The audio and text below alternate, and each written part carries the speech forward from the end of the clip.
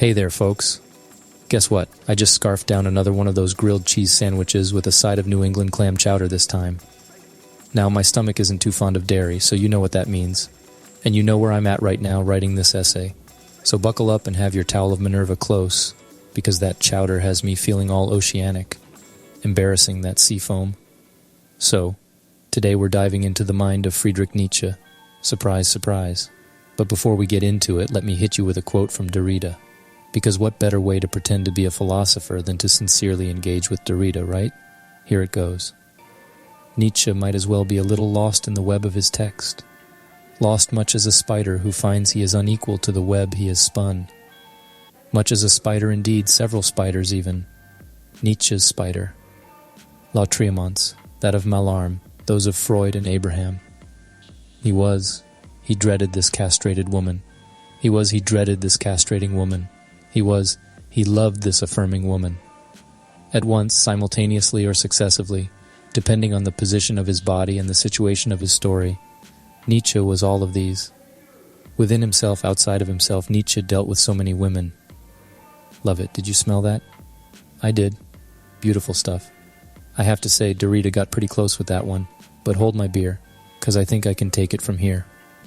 I think that's how the saying goes. Now, class, please open your copy of The Untimely Meditations to Nietzsche's essay on the use and abuse of history for life.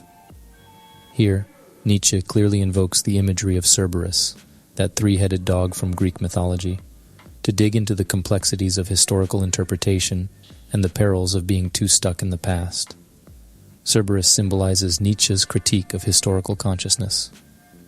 The three heads of Cerberus can be seen as representing the three distinct modes of historical interpretation that Nietzsche critiques: monumental, antiquarian, and critical.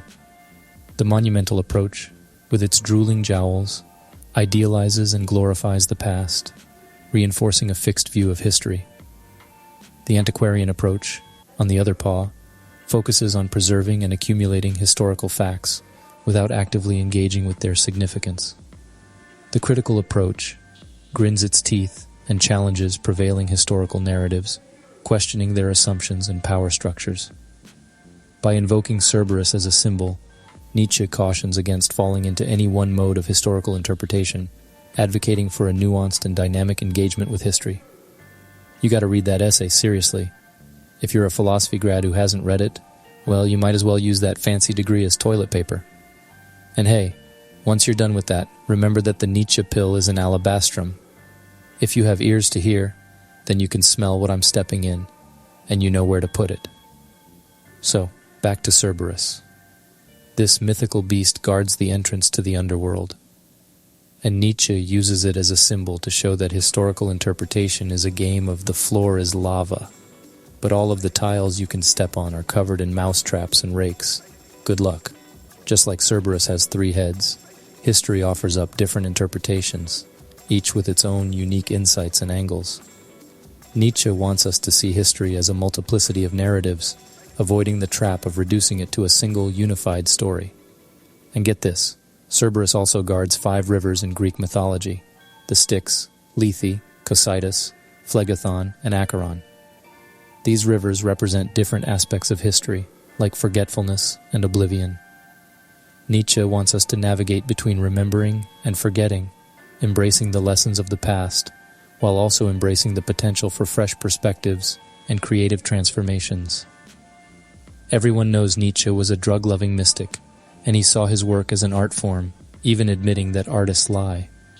He embraced the artistry in his philosophy, urging us to see it as a performance rather than some stuffy academic treatise. Just like Cerberus guards the entrance to the underworld with its 3 heads, Nietzsche guarded the entrance to profound philosophical insights through his elaborate performances. He'd adopt different roles, use irony, exaggeration, and provocation to challenge the norm and get us thinking. He wanted us to actively engage, question assumptions, and be open to different interpretations. Nietzsche's artistic deception was his way of freeing us from oppressive ideologies, rigid truths, and fixed ideas.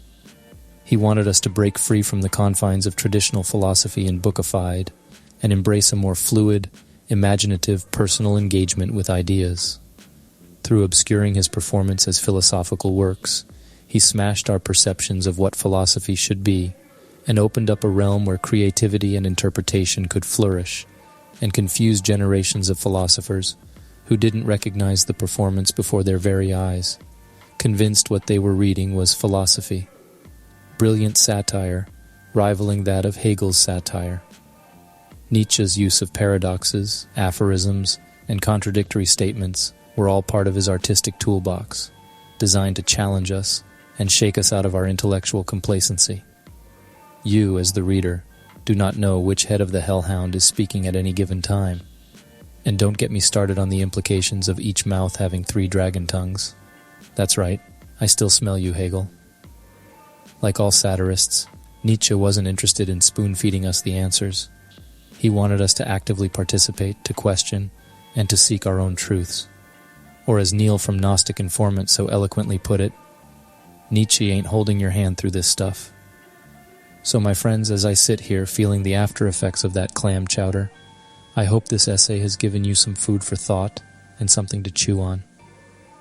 Next time you dive into Nietzsche's work, be prepared to embrace the artist within yourself and join him in the dance with the devil of philosophical liberation. You know how to put Cerberus to sleep, right? Flush.